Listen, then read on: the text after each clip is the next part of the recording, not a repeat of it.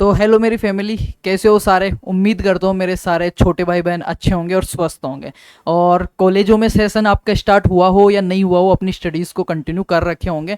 तो आज फिर से एक नए सेशन के साथ स्वागत है बैच आगाज़ 0.4 के अंदर सारे सेकेंड ईयर वाले थर्ड सेमेस्टर के बच्चों का। तो फर्स्ट जो अपने सब्जेक्ट लिया था क्रॉप प्रोडक्शन टेक्नोलॉजी, खरीफ क्रॉप्स फर्स्ट, उसका अकॉर्डिंग टू सिलेबस अपना स्टेप बाय स्टेप क्लास चल रही है। जिन्होंने नहीं देखा वो देख लेना, जो टेलीग्राम ग्रुप है वो भी ज्वाइन कर लेना, ताकि आपको नोट्स पीडीएफ फॉर्मेट में आपको मिल सके। क्लासेस अपडेट जो भी है सारी चीज़ सेकेंड ईयर की थर्ड सेमेस्टर के रिगार्डिंग सारी फ्री ऑफ कॉस्ट मिल सके। आज की जो अपनी क्लास है crop production technology first kharif crops, BSc agriculture honours part second semester third के बारे में। तो जो इसमें ये टॉपिक आप देख पा रहे हैं फर्स्ट सेकेंड और थर्ड, एक सेकेंड, फर्स्ट सेकंड और थर्ड, ये तीनों टॉपिक जो थे अपने परम लिट बाजरे के बारे में थे, जो मैंने करवा दिया। उसके बाद में जो अपनी सेकंड क्लास थी उसमें हमने देखा था फोर्थ और फाइव टॉपिक जो मेज के बारे में था। आज का जो अपना टॉपिक रहने वाला है 6, 7 और 8, तीन टॉपिक है, तीनों सोरगम जो ज्वार आपका है उसके बारे में। क्या क्या देखना है एक बार सिलेबस बता दूं, फिर अपन क्लास स्टार्ट करते हैं। जो फॉलोइंग पॉइंट्स जो अपन को सिलेबस में दिए हैं उन्हीं को अपन फॉलो करते हैं, प्रॉपर रूप में अपन पढ़वाने। तो सोरगम, सीड एंड सोविंग, छठे नंबर पे देखो सोरगम, इंपोर्टेंस इसका देखना है, ओरिजिन अपने को देखना है, डिस्ट्रीब्यूशन अपने को देखना है, प्रोडक्शन इसका देखना है, सोइल एंड क्लाइमेट इसका अपने को, मृदा और जलवायु इसके बारे में अपने को स्टडी करनी है, रिक्वायरमेंट एंड इंप्रूव वेराइटीज देखनी है, किस किस के लिए, ग्रेन और फोर्डर के लिए, चारे वाली और दाने वाली दोनों। सेवंथ जो आपका टॉपिक है इसके अंदर लेक्चर नंबर 7 है, वो है सोरगम की सीड एंड सोविंग, बीज और बुआई के बारे में है। ठीक है, इंट्राकल्चर ऑपरेशंस है, वीड मैनेजमेंट इसका जो खरपतवार प्रबंधन है उसके बारे में है, plus fertiliser and water management और ग्रेन और फोर्डर दोनों के लिए। आठवां जो आपका टॉपिक है सोरगम के लिए वो प्लांट प्रोटेक्शन का, measures, harvesting, and cutting management. तो ये जो तीनों टॉपिक है आपके 6, 7, 8, तीनों क्लासें एक ही क्लास में अपन पूरी करेंगे सोरगम के बारे में। तो स्टडी करते हैं सोरगम का अपन स्टेप बाय स्टेप जो अपने सिलेबस में दिया उसी हिसाब से। तो जिन्होंने अभी तक जो ये इससे ऊपर के 5 टॉपिक नहीं देखे हैं तो एक बार मैं डिस्क्रिप्शन में लिंक दे रहा हूं, जाके देखें आप। और मेरे को ये भी बताया क्योंकि इसमें 32 टॉपिक थे और अपन 8वें टॉपिक तक आ गए हैं, और नेक्स्ट 2 या 3 क्लास के अंदर इसके 16 टॉपिक अपने डन हो जाएंगे, मतलब 50% इसका सिलेबस हो जाएगा। उसके बाद अपन नेक्स्ट जो अपनी कोई सा भी सब्जेक्ट जो आप सजेस्ट करोगे उसकी प्लेलिस्ट शुरू करेंगे। तो वो भी मेरे को आप बता देना कि जो 10 सब्जेक्ट चल रहे हैं उनमें से आप कौन सा चूज करोगे। ये अपना फर्स्ट वाला है वानस्पतिक नाम ज्वार। ज्वार जो है इसको इंग्लिश में बोलते हैं सोरगम।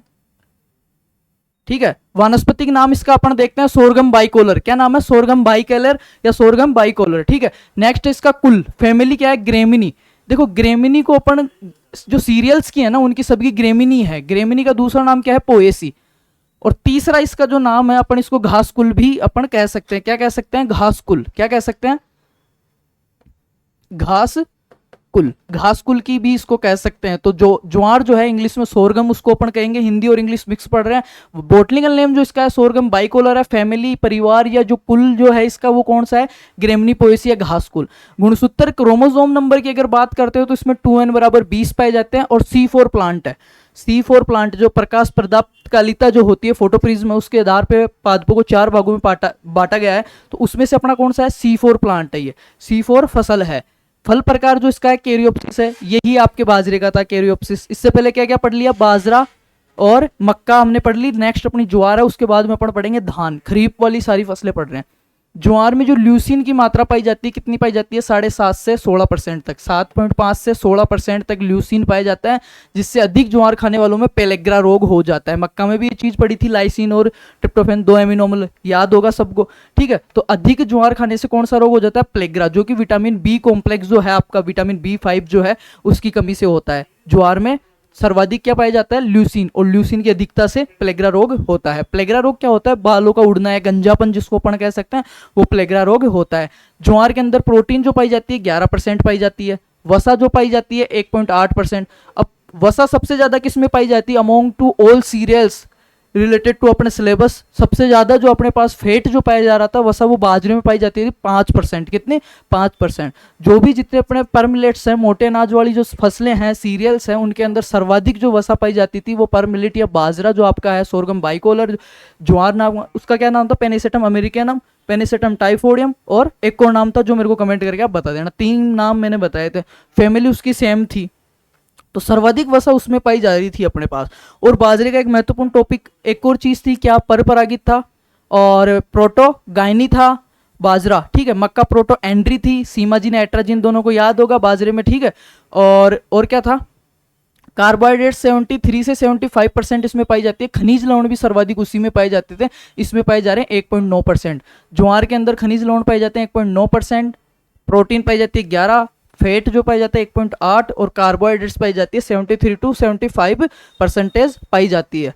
नेक्स्ट महत्वपूर्ण लाइन है कि ज्वार में कच्ची अवस्था में हाइड्रोसाइनिक HCN प्रोशिक अम्ल, या इसको अपन धुरीन बोल सकते हैं, जो पाया जाता है, जो कि पशुओं के लिए बहुत हानिकारक होता है, और इसकी कितनी मात्रा से अधिक होने पे पशुओं की मृत्यु हो जाती है।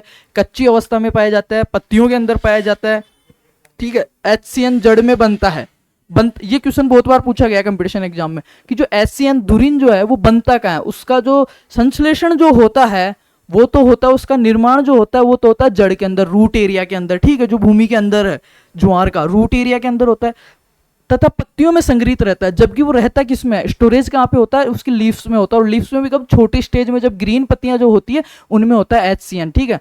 नरबंदे जीन इसमें कंबाइन काफिर 60 है। ये क्वेश्चन है आपके न्यू टाइप जो आपका है, या जिनके ऑप्शनल क्वेश्चन आते हैं BSc के अंदर, उनके छप गया सीधा सीधा, कंबाइन काफिर संबंधित है, या ज्वार का जो नरबंदे जीन है वो कौन सा है, कंबाइन काफिर 60 है।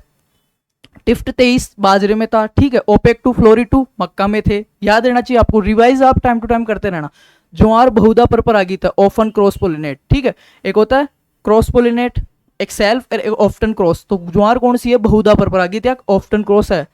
HCN की 0.5% मात्रा भी पशु के लिए हानिकारक होती है, और अगर इससे अधिक मात्रा होती है तो पशु आफरा रोग हो जाता है और मर भी जाता है कई बार, ठीक है। हानिकारक है धुरीन HCN, जिसका निर्माण किस में होता है, पौधे की जड़ों के अंदर होता है, और जो स्टोरेज जो होता है वो पौधे की पत्तियों के अंदर होता है, किसमें, ज्वार में, छोटी अवस्था के अंदर। जैसे जैसे ज्वार बढ़ता है तो उसमें HCN की मात्रा कम होने लगती है।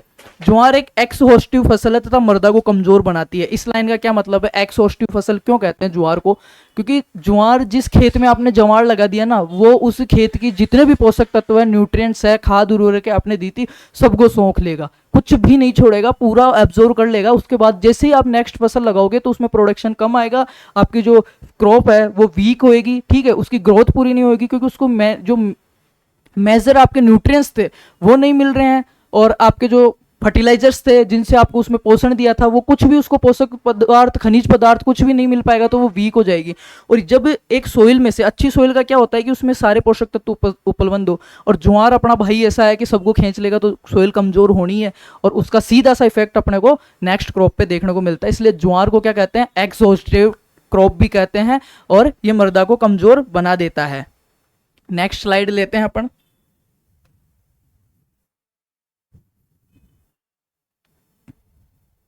इंग्लिश वाले मैं मिक्स में इसीलिए लेके चल रहा हूँ, क्लास थोड़ी सी बड़ी जरूर होती है अपनी, पर इससे फायदा ये होता है कि जो ऑल इंडिया सेम सिलेबस आपके UGC ICAR अप्रूव्ड कॉलेजों में, कुछ के थ्योरी पेपर हो रहे हैं, कुछ के लॉकडाउन जो कोरोना था उसके बाद में ऑप्शनल होने लग गए ऑब्जेक्टिव क्वेश्चंस, पर मैटर सेम है। तो इंग्लिश और हिंदी का रहता है तो किसी को दिक्कत नहीं होती, थोड़ा बहुत कॉम्प्रो वो कर लेते हैं।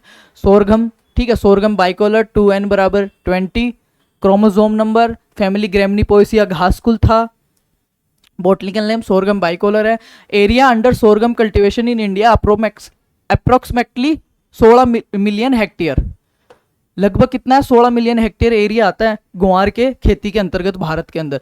प्रोटीन कंटेंट जो इसमें पाया जाता है 10 से 12%, एटलीस्ट 11% इसमें प्रोटीन पाया जाता है।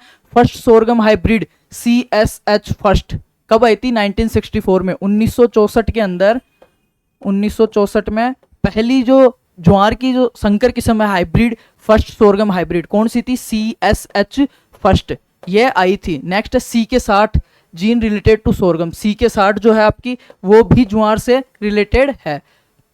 ज्वार HCN, ये आपका जो धुरीन है वो बनता है early stage at 30 days crop age, ठीक है, जब 30 दिन की अपनी फसल रहती है उस टाइम HCN उसमें ज्यादा बनता है। छोटी अवस्था में मैंने बता ही दिया, बनता कहाँ पे ये मैंने बता ही दिया आपको, ठीक है, जड़ के अंदर बनता है, और संग्रहित कहाँ पे रहता है, उसकी लीव्स के अंदर रहता है, हरी अवस्था के अंदर। जैसे जैसे आप सिंचाई करोगे, जैसे जैसे उसकी एज होएगी फसल की, तो ये ऑटोमेटिकली कम हो जाता है। 0.5 ppm से अधिक होने पे, परसेंट से अधिक होने पे पशु की मृत्यु भी कर सकता है। The toxin limit of SCN for animal कितना रहा है, 200 ppm से कम। Thinning is a important practice done 12 से 15 सेमी का जब ज्वार हो जाता है तो उसमें थिनिंग की क्रिया एक की जाती है। सीड रेट जो इसकी 8 से 12 kg है, ये दोबारा से हिंदी की स्लाइड में भी बताऊंगा, तो थोड़ा सा आप ऐसे बिचके नहीं भी क्या बता रहे इंग्लिश में, हिंदी वाले बच्चों को थोड़ा सा दिक्कत रहती है, पर ये इसीलिए बीच बीच में स्लाइड ऐड की है कि आपको रूटीन में हो जाएगी चीज़ें, शब्दों का थोड़ा सा नॉलेज हो जाएगा, है ना। Maximum producing state of jowar is Maharashtra. सबसे ज़्यादा किस में होता है, महाराष्ट्र के अंदर ज्वार उत्पादन होता है। बायो फर्टिलाइजर ये आगे आएगा अपने पास, वहां पे पढ़ेंगे, और ये इसकी वैरायटीज है वो भी अपन आगे उस स्लाइड में देखते हैं। ये लो, इस स्लाइड में आपका मिल जाएगा ये।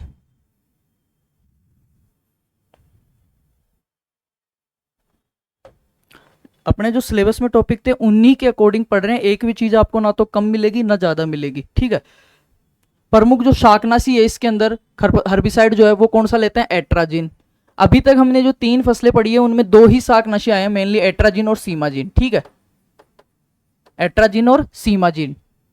तो ज्वार के लिए कौन सा है अपना, एट्राजिन है। ज्वार की मीठी किस्मों में जो TSS होता है, ये क्वेश्चन एक कंबाइन काफी 60 वाला और ये क्वेश्चन, ये दोनों स्टार लगा के कॉपी में ऊपर नोट कर लेना कि ज्वार की जो मीठी किस्में हैं, ठीक है, उनमें TSS कितना होता है, 17% होता है। कितना होता है, 17% होता है। ज्वार की शुरुआती अवस्था में जकड़ा जड़े पाई जाती है तथा पोषक तत्व भी इन्हीं से प्राप्त होता है। ज्वार एक प्रोटोगाइनी फसल है। ज्वार क्या है, प्रोटोगाइनी। प्रोटोगाइनी किसे कहते हैं, मैंने एक ट्रिक बताई थी, गायनी मतलब लुगाई, ठीक है, फीमेल, जिसमें मादा पहले परिपक्व होती है।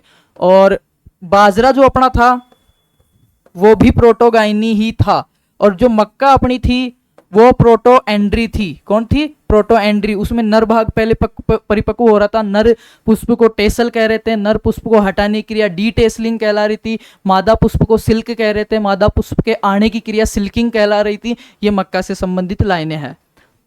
भारत में सर्वाधिक उत्पादन महाराष्ट्र में होता है, और राजस्थान में अगर बात करें ज्वार की तो अपना अजमेर में।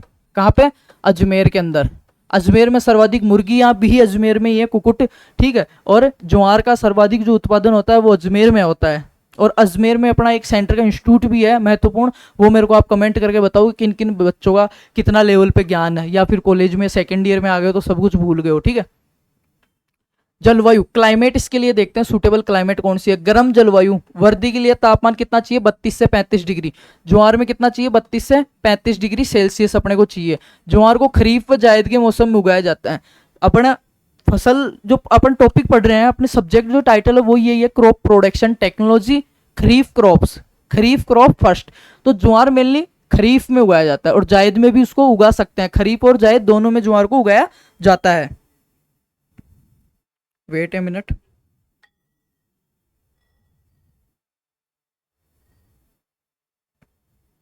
ठीक है। अब देखते हैं इसके लिए सूटेबल सोइल कौन सी है। दोमट व बलुई दोमट, दोमट व बलुई दोमट मृदा जिसका पीएच कितना होना चाहिए, 6.5 से 7.5 के बीच में जिसका पीएच है वो सूटेबल रहेगी अपने इसके लिए।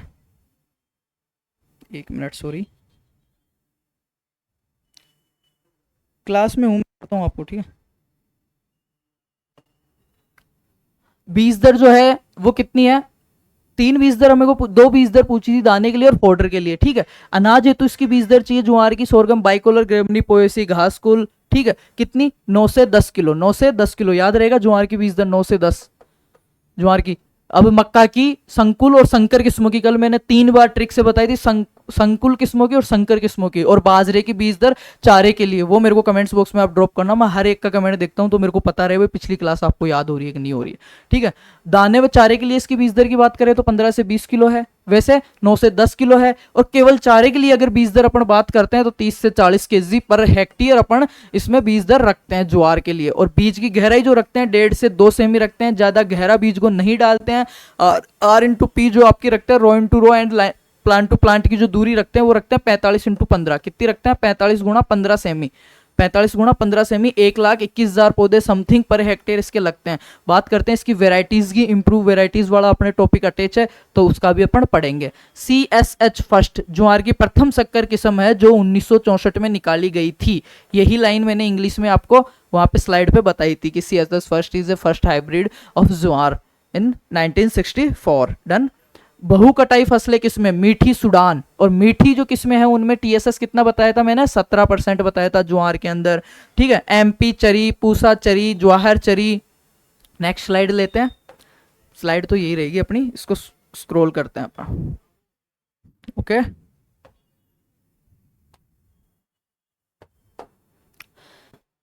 CSH फर्स्ट का बता दिया, बहु कटाई वाली ये बताई दी, एक कटाई वाली जिनकी एक ही बार कटाई कर सकते हैं CSV 15, 20, राजचरी फर्स्ट, पूसाचरी 6। अन्य किसमें? CSV फर्स्ट स्वर्णा जिसका नाम है दाने व चारे हेतु CSV 15 है, SPV 10, 22।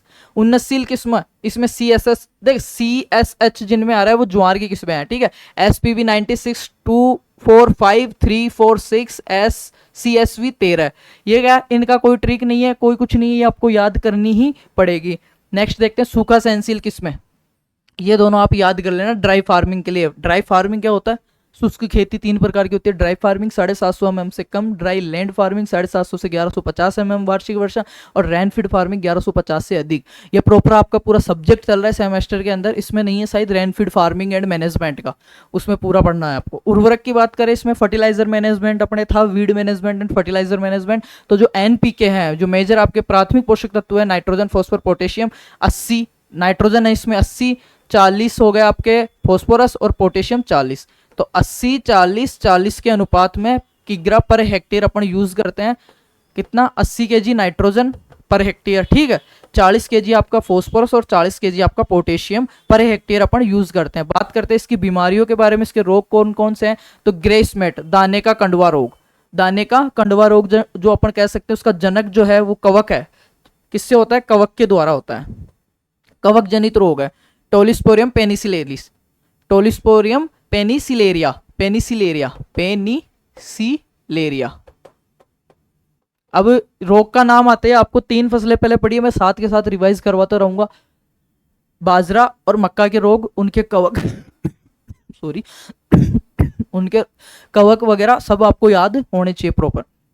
ये बीज जनित रोग है। ग्रे स्मट, ग्रेन स्मेट, ग्रेन मतलब दाने का, तो दाने में रह रहा है तो शब्द से समझ सकते हो कि ये सीड बोन रोग है ना कि सोइल बोन। ठीक है, बीज जनित रोग है जिसमें दानों की जगह भूरे रंग का पाउडर बन जाता है। दानों की जगह भूरे रंग का नियंत्रण किससे करते हैं? वीटावेक्स से करते हैं, जिसका दूसरा नाम कार्बोक्सिन है, उसके द्वारा बीजोपचार करते हैं। सेकंड है आपके पास एंथ्रेक्नोज, एंथ्रेक्नोज रोग। ये पहले भी एक बार आया था, मिर्ची में भी ये लगता है। पत्ते हल्के लाल गुलाबी रंग के धब्बे उभरते हैं, धब्बों के बीच का भाग सफेद तथा बाहरी भाग लाल बैंगनी हो जाता है।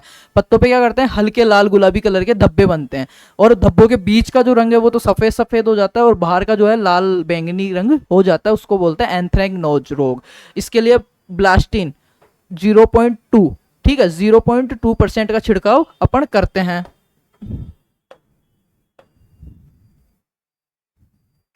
नेक्स्ट रोग इसके हो गए। कीट एक बार देख लेते हैं। कीट के बाद में इसके आपको टॉपिक था हार्वेस्टिंग एंड प्रोडक्शन वाला, ठीक है, इल्ड वाला। समझ में तो आ रहा है ना सबके? जो हमने ये सेशन स्टार्ट किया, बेच आगाज 0.5, हेल्प तो हो रही है सबकी। एक सबसे बड़ी कमी जो आपकी, आप शेयर वगैरह नहीं कर रहे हो क्लासेस को।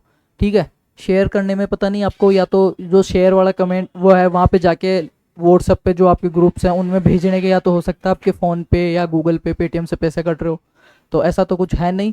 तो उम्मीद करता हूँ सारे करेंगे, समझदार है, बाकी सब सेकेंड ईयर के बच्चे हैं।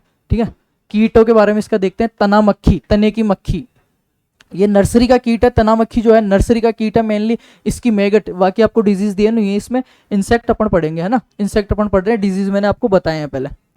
इसकी मैगट, ये क्या है? कीट की क्या है? अवस्थाएं हैं, लार्वा, मैगट, ठीक है। सूंडिया फसल को सर्वाधिक नुकसान पहुंचाती है। पौधे 20 से 30 दिनों में नर्सरी में अधिक नुकसान पहुंचाती है। जब पौधा 20 से 30 दिन की स्टेज में होता है उस टाइम सर्वाधिक नुकसान पहुंचाता है ये तने की मक्खी। फोरेट के द्वारा इसका नियंत्रण किया जाता है, फोरेट थीमेट द्वारा। ठीक है, तना छेदक, सेकंड नंबर का जो कीट है अपना कौन सा है? तना छेदक कीट है, तना छेदक। इसका फसल पर आक्रमण 30 से 35 दिन बाद, 1 महीने से, ठीक है, 1 महीने बाद में होता है। प्रारंभ होकर कलियां आने तक चलता है सूंडियों में। तने में छेद कर देती है। नियंत्रण इसका है थायोडानिया सोबिन, 1.5 kg पर हेक्टेयर। नियंत्रण इनका इस सेमेस्टर में कोई नहीं पूछेगा आपको, ठीक है। नेक्स्ट देखते हैं कटाई, हार्वेस्टिंग। चारे के लिए कटाई 40 से 45 दिन बाद कर लेते हैं। लगाने के 40 से 45 दिन बाद अपन चारे के लिए कटाई कर सकते हैं। नेक्स्ट बहु कटाई वाली किस्में जो मैंने बताई थी 50 से 55 दिन बाद करते हैं, 10 दिन लेट, ठीक है। दाने के लिए कटाई 115 दिन, 115 दिन से 125 दिन। अगर दाना अपने को चाहिए, ज्वार गम निकालने के चाहिए, अभी बीच में 2-5 साल पहले ऐसा हुआ था कि ज्वार के एकदम से बहुत तगड़े भाव आ गए थे, तो लोगों ने स्टोरेज कर लिया और बढ़ेगा और बढ़ेगा, फिर वो आगे बढ़ा भी नहीं और उनका स्टोरेज रह गया और बहुत नुकसान भी उनको झेलना पड़ा था। तो वो जो दाने के लिए जो करते हैं 115, बाकी इसका जो यूज होता है गम बनाने के लिए किया जाता है, ठीक है। फैक्ट्रियों में दाने में नमी 25% रह जाए तब कटाई कर लेनी चाहिए, मतलब 75% उसकी ड्राइनेस जब चली जाए और 25% नमी उसमें शेष रह जाए, उस टाइम ज्वार की कटाई कर लेनी चाहिए। बात करते हैं यील्ड की, उपज। उपज देसी किस्में 10 से 15 क्विंटल, ठीक है। देसी किस्मों में जो अपने घर पे जो है अपनी लोकल वेराइटीज को अपने देसी वेराइटीज बोल सकते हैं, उनमें होता है 10 से 15 क्विंटल दाना, ठीक है। और 100 से 150 क्विंटल कड़वी जो होती है, जो सूखा चारा जो होता है कड़वी, साइलेज है, मैंने बताया था आपको कौन सी फसल का कौन सा अच्छा बनता है, तो वो भी आपको याद होना है। उन्नत व संकर किस्में 30-35 क्विंटल दाना होता है। अच्छी जो हाइगर वेराइटीज है उनसे 30 से 35, लगभग डबल हो गया, 10 से 15 था, इधर 30 से 35 है, ठीक है। और 80 से 100 क्विंटल उसमें कड़वी मिलती है आपको। हरे चारे की जो उपज है 300 से 400 क्विंटल पर हेक्टेयर इसका रहता है, अगर हरा चारा अपन काटते हैं और हरे चारे के लिए कटाई करते हैं 40 से 45 दिन बाद। और औसत उपज की अगर बात करें, एवरेज अपर यील्ड की अगर बात करते हैं, तो 30 से 40 क्विंटल पर हेक्टेयर इसकी उपज रहती है। तो ये आपकी जो ज्वार की फसल है वो यहीं पे कंप्लीट होती है, अपना 6, 7, 8 तीनों टॉपिक। नेक्स्ट जो अपनी रहेगी राइस वाली, हो सकता है उसकी क्लास थोड़ा सेशन बड़ा हो क्योंकि उसके 4 टॉपिक एक साथ अटैच किए हैं राइस के। तो अपना जो 9, 10, 11 और 12, 32 में से अपन 16 टॉपिक इसके करके 50% सिलेबस इसका पूरा कंप्लीट करके अपन सेकंड जो आपका सब्जेक्ट है वो स्टार्ट करेंगे बहुत जल्दी। तो thank you so much and best of luck.